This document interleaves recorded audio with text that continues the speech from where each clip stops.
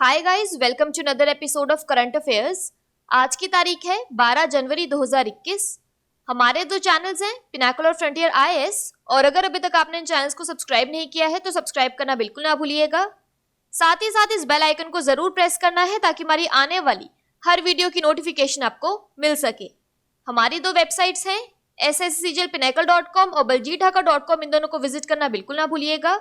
और ये सेशन दोनों चैनल्स पर सुबह 4 बजे अवेलेबल हो जाता है। साथ ही साथ for daily videos, PDF and monthly magazine आप हमारे टेलीग्राम हैंडल्स फ्रंटियर आईएएस और एसएससीजीएल पिनेकल ऑनलाइन को ज्वाइन जरूर करें। स्टार्ट करेंगे प्रीवियस क्विज के साथ। आपसे पहला क्वेश्चन पूछा था कि जोयशी दास वर्मा को किस देश ने पूर्वोत्तर भारत यानी नॉर्थ ईस्ट इंडिया में मानद वाणिज्य दूत यानी ऑनरेरी कॉन्सल नियुक्त किया है। तो इसका सही जवाब था इजराइल। और आपसे दूसरा क्वेश्चन पूछा था कि भारत का पहला इंडोर स्की पार्क किस राज्य केंद्र शासित प्रदेश में बनाया जाएगा। तो इसका सही जवाब था हिमाचल प्रदेश। स्टार्ट करेंगे फर्स्ट क्वेश्चन के साथ। भारत के 51वें अंतर्राष्ट्रीय फिल्म महोत्सव का यानी 51st international film festival of India का फोकस देश कौन सा है। तो इसका सही जवाब है option number D, Bangladesh. Bharat का 51वां अंतर्राष्ट्रीय फिल्म महोत्सव यानी international film festival of India IFFI 16 से 24 जनवरी तक गोवा में आयोजित किया जाएगा। कोरोना महामारी को ध्यान में रखते हुए IFFI का पहला हाइब्रिड फिल्म फेस्टिवल आयोजित किया जा रहा है। यहाँ फोटोग्राफ में देखिए, बांग्लादेश इस संस्करण का फोकस देश होगा। फोकस देश एक विशेष खंड यानी स्पेशल सेगमेंट होता है जो देश की सिनेमाई उत्कृष्टता यानी सिनेमैटिक एक्सीलेंस और योगदान को बढ़ावा देता है। बात करें यहाँ पे बांग्लादेश की तो इसकी कैपिटल है ढाका और करेंसी है बांग्लादेशी टका। अगला क्वेश्चन देखो, 12 जनवरी को किस महान नेता की जयंती पर राष्ट्रीय युवा दिवस यानी नेशनल यूथ डे मनाया जाता है। तो इसका सही जवाब है option number B, Swami Vivekananda. तो राष्ट्रीय युवा दिवस हर साल 12 जनवरी को स्वामी विवेकानंद की जयंती पर मनाया जाता है। देश के लिए स्वामी विवेकानंद के योगदान को सम्मानित करने के लिए सरकार ने वर्ष 1984 में उनके जन्मदिन को राष्ट्रीय युवा दिवस के रूप में घोषित किया था। प्रधानमंत्री श्री नरेंद्र मोदी 12 जनवरी 2021 को वीडियो कॉन्फ्रेंसिंग के माध्यम से दूसरे राष्ट्रीय युवा संसद समारोह यानी second national youth parliament festival के आयोजन को संबोधित करेंगे। राष्ट्रीय युवा महोत्सव हर साल 12 से 16 जनवरी तक मनाया जाता है। यहाँ पर एक बहुत इंपॉर्टेंट एडिशनल इन्फॉर्मेशन की बात करें तो कोविड-19 के कारण 24वां राष्ट्रीय युवा महोत्सव वर्चुअल मोड में आयोजित किया जा रहा है और इस वर्ष के युवा उत्सव की थीम है युवा उत्साह नए भारत का। अगला क्वेश्चन देखो, राष्ट्रीय सांख्यिकी कार्यालय यानी नेशनल स्टैटिस्टिकल ऑफिस NSO द्वारा जारी पहले अग्रिम अनुमान यानी फर्स्ट एडवांस एस्टिमेट के अनुसार 2020-21 में भारत के जीडीपी में कितने प्रतिशत की गिरावट का अनुमान लगाया गया है। तो इसका सही जवाब है ऑप्शन नंबर डी, 7.7%। देश के सकल घरेलू उत्पाद यानी जीडीपी में चालू वित्त वर्ष 2020-21 के दौरान 7.7% गिरावट का अनुमान है, जबकि पिछले वित्त वर्ष में देश की आर्थिक विकास दर 4.2% दर्ज की गई थी।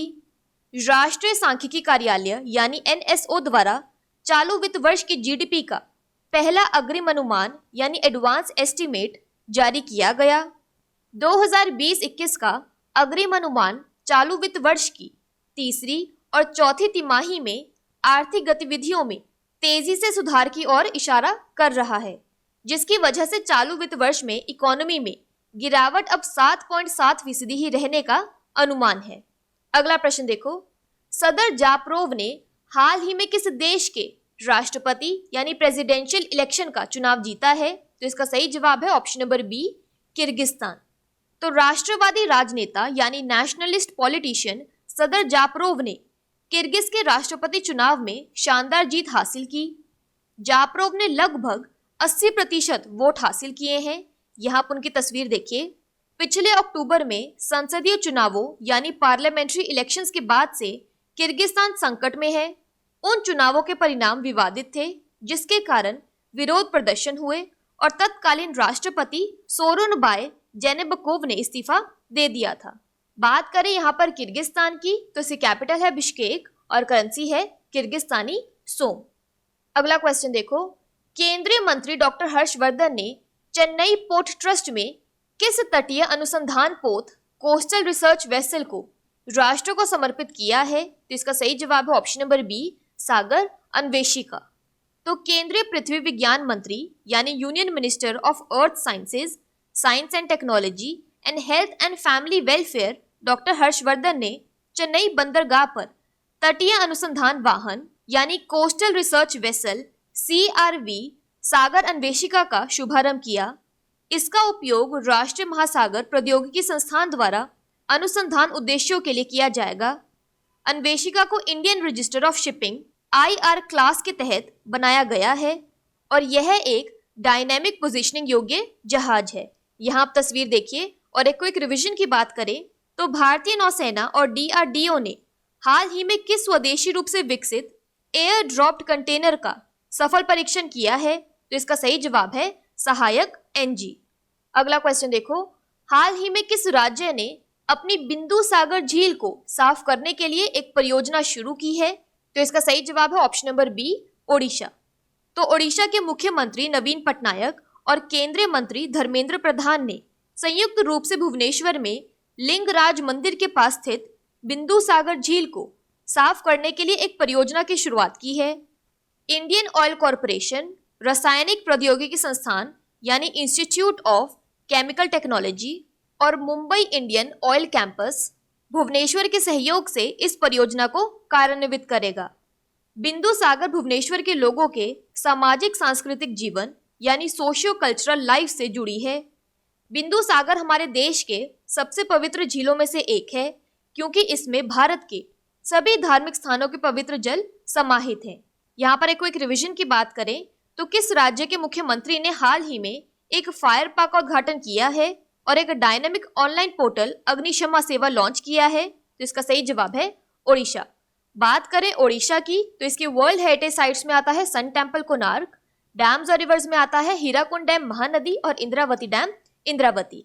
नेशनल पार्क्स में आता है Bhitarkanika national park, Simlipal national park. Famous lakes में आता है चिलिका लेक। ओडिशा की कैपिटल है भुवनेश्वर, गवर्नर है गणेशी लाल और चीफ मिनिस्टर है नवीन पटनायक। अगला प्रश्न देखो, विश्व हिंदी दिवस यानी वर्ल्ड हिंदी डे कब मनाया जाता है? तो इसका सही जवाब है ऑप्शन नंबर ए, 10 जनवरी। तो 10 जनवरी को विश्व हिंदी दिवस मनाया जाता है। विदेशों में हिंदी भाषा के उपयोग को बढ़ावा देने के उद्देश्य से प्रतिवर्ष यह दिवस मनाया जाता है। यहाँ तस्वीर में देखिए, 2006 में इस दिन दुनिया भर में भाषा को बढ़ावा देने के उद्देश्य से नागपुर में प्रथम विश्व हिंदी सम्मेलन आयोजित किया गया था। अगला प्रश्न देखिए, नील शिहान जिनका हाल ही में निधन हो गया, उन्हें किस क्षेत्र में पुलित्जर पुरस्कार से सम्मानित किया गया था? तो इसका सही जवाब है ऑप्शन नंबर सी, साहित्य। तो पुलित्जर पुरस्कार विजेता लेखक नील शिहान का हाल ही में पार्किंसन रोग की जटिलताओं के कारण निधन हो गया। वह 84 वर्ष के थे। उनकी पुस्तक a bright shining lie, John Paul one and America in Vietnam ने नॉन फिक्शन के लिए पुलित्जर पुरस्कार जीता। शिहान ने 1960 के दशक में वियतनाम युद्ध में संयुक्त भागीदारी की शुरुआती दिनों में यूनाइटेड प्रेस इंटरनेशनल के लिए युद्ध संवाददाता के रूप में कार्य किया। शिहान पेंटागन पेपर्स प्राप्त करने वाले पहले लेखक थे। यहाँ पर एक रिवीजन की बात करें तो भारत के 3 पत्रकारों दार यासीन, मुख्तार खान और चन्नी आनंद को 2020 के पुलित्जर पुरस्कार से सम्मानित किया गया है। गोविंद बिहारी लाल पत्रकारिता के लिए पुलित्जर पुरस्कार जीतने वाले पहले भारतीय थे। अगला प्रश्न देखो, भारतीय भूविज्ञानिक सर्वेक्षण यानी geological survey of India GSI द्वारा किए गए अन्वेषण ने यानी एक्सप्लोरेशन ने किस राज्य को देश के वेनेडियम मानचित्र पर रखा है? तो इसका सही जवाब है option number B, Arunachal Pradesh. तो अरुणाचल प्रदेश के भारत में वेनेडियम का प्रमुख निर्माता बनने की संभावना है। भारतीय भूविज्ञानिक सर्वेक्षण GSI द्वारा किए जा रहे अन्वेषण ने पूर्वी हिमालयी राज्यों को देश के वेनेडियम मानचित्र पर रखा है। भारत वेनेडियम का एक महत्वपूर्ण उपभोक्ता है, लेकिन धातु का प्राथमिक उत्पादक नहीं है। वेनेडियम का सिंबल है V और इसका एटॉमिक नंबर है 23। यह एक रासायनिक तत्व है। यह एक ठोस सिल्वरी ग्रे मेलेबल ट्रांजिशन धातु है, जिसका उपयोग स्टील और टाइटेनियम को मजबूत करने के लिए किया जाता है। चीन विश्व के 57% वेनेडियम का उत्पादन करता है। यहाँ पर एक क्विक रिवीजन की बात करें तो खादी और ग्रामोद्योग आयोग यानी khadi and village industries commission KVIC ने हाल ही में किस राज्य में मोनपा हस्त निर्मित कागज बनाने की इकाई को पुनर्जीवित किया है? तो इसका सही जवाब है अरुणाचल प्रदेश। बात करें अरुणाचल प्रदेश की तो इससे फेमस डैम्स में आता है रंग नदी डैम और फोक डांस में आता है बारदो छम। अरुणाचल प्रदेश की कैपिटल है ईटानगर, गवर्नर है BD मिश्रा और चीफ मिनिस्टर है पेमा खांडू। अगला क्वेश्चन देखो, हेनले पासपोर्ट इंडेक्स 2021 के अनुसार किस देश के पास सबसे शक्तिशाली पासपोर्ट है? तो इसका सही जवाब है ऑप्शन नंबर B, जापान। ऐसे क्वेश्चंस बहुत ज्यादा इंपॉर्टेंट होते हैं। हेनले पासपोर्ट इंडेक्स दुनिया के पासपोर्ट को रैंक करता है। अंतर्राष्ट्रीय वायु परिवहन संघ यानी international air transport association IATA द्वारा सत्यापित इंडेक्स में जापान सूचकांक में सबसे ऊपर है। लगातार 3 वर्षों तक जापान पूरी तरह से या संयुक्त रूप से सिंगापुर के साथ पहले स्थान पर रखा गया है। 2021 में सिंगापुर 190 देशों में दूसरे स्थान पर है। हेनले पासपोर्ट इंडेक्स पर भारत 2021 में 85वें स्थान पर है। इस साल भारत की स्थिति 2019 और 2020 की रैंकिंग से 3 स्पॉट नीचे है। बात करें यहाँ पर जापान की तो इसकी कैपिटल है टोक्यो और करेंसी है येन। बात कर लेते हैं आज के सेशन के क्विक समरी की। तो international film festival of India में फोकस कंट्री है बांग्लादेश। नेशनल यूथ डे हर साल 12 जनवरी को स्वामी विवेकानंद की बर्थ एनिवर्सरी पर मनाया जाता है। NSO की एडवांस एस्टिमेट के अनुसार इंडिया की GDP 7.7% कॉन्ट्रैक्ट हो जाएगी। सदर जापरोव ने किर्गिस्तान के प्रेसिडेंशियल इलेक्शन जीत लिए हैं। यूनियन मिनिस्टर डॉक्टर हर्षवर्धन ने कोस्टल रिसर्च वेसल सागर अन्वेषिका को राष्ट्र को समर्पित किया है एट चेन्नई पोर्ट ट्रस्ट। बिंदु सागर लेक को क्लीन करने के लिए ओडिशा सरकार ने एक परियोजना शुरू की है। वर्ल्ड हिंदी डे जनवरी 10 को मनाया जाता है। लिटरेचर में पुलित्जर प्राइज जीतने वाले नील शिहान का हाल ही में निधन हो गया। Geological survey of India GSI ने अरुणाचल प्रदेश को वेनेडियम मैप पर जगह दी है। और हेनले पासपोर्ट इंडेक्स के अनुसार जापान मोस्ट पावरफुल पासपोर्ट है। बात कर लेते हैं आज के सेशन के क्विज फॉर द डे की, जिनका आंसर आपको कमेंट सेक्शन में जरूर करना है। आपका पहला क्वेश्चन है, भारत के 51वें अंतर्राष्ट्रीय फिल्म महोत्सव का फोकस कौन सा देश है? और आपका दूसरा क्वेश्चन है, विश्व हिंदी दिवस कब मनाया जाता है? और अगर अभी तक आपने हमारे चैनल को सब्सक्राइब नहीं किया है तो सब्सक्राइब करना बिल्कुल ना भूलिएगा। साथ ही साथ इस बेल आइकन को जरूर प्रेस करना है ताकि हमारी आने वाली हर वीडियो की नोटिफिकेशन आपको मिल सके। साथ ही साथ हमारी दोनों वेबसाइट्स और टेलीग्राम हैंडल्स को ज्वाइन जरूर करें। Thank you so much.